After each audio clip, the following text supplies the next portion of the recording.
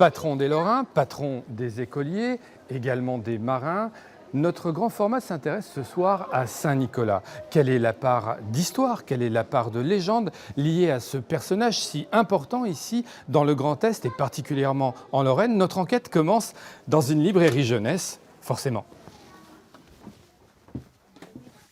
Absorbée par sa lecture, Camille a 6 ans.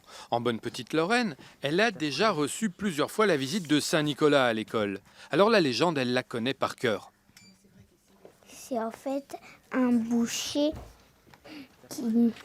qui veut tuer les enfants pour le manger. Le Saint-Nicolas, il vient les sauver. C'est une belle histoire.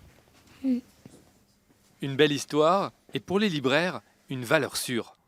On en a 6, de différents éditeurs d'ailleurs, que ce soit des éditeurs même nationaux, puisque Gallimard, pour la première fois cette année, vient de sortir donc La légende de Saint-Nicolas ou La terrible histoire du Grand Saloir.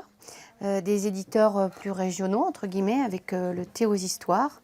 Dans les finitions, il y a un intérêt tout particulier pour l'histoire locale, puisque la robe est mauve, alors que très souvent, elle est mise en rouge.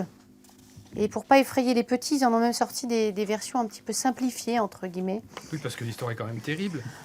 Bon, en même temps, on ne peut pas la refaire non plus, l'histoire. Donc, ils finissent quand même dans le saloir et quand même en petits morceaux. En fin d'année, Saint-Nicolas fait aussi le bonheur des boulangers-pâtissiers dont il lance la saison d'hiver avec le pain d'épices, les spritz et le célèbre Méneleux. On va lui donner une petite forme de bonhomme. On va faire la tête, là. Jérôme a beau être meilleur ouvrier de France, la simplicité du petit bonhomme en pâte briochée de la Saint-Nicolas lui procure toujours la même émotion.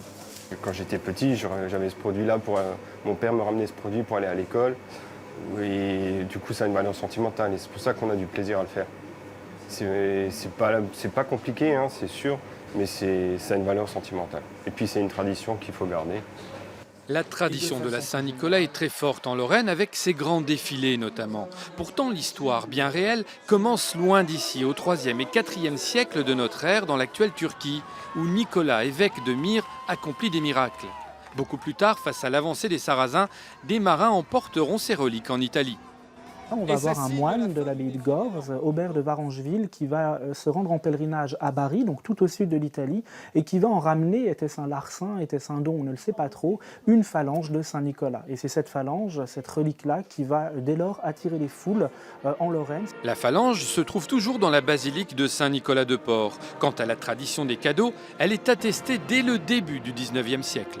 Pendant très longtemps, en Lorraine, c'était à la Saint-Nicolas que les enfants recevaient alors des cadeaux modestes, hein, bien sûr, mais malgré tout, voilà, on célébrait donc Saint-Nicolas, dont le nom d'ailleurs, si on passe en Moselle germanophone, Saint-Niklaus ou Santa Claus, inspirera par la suite le fameux personnage rouge et blanc popularisé par une célèbre marque de soda et qui deviendra par la suite le Père Noël. Une longue histoire qui continuera de s'écrire samedi et dimanche un peu partout dans la région.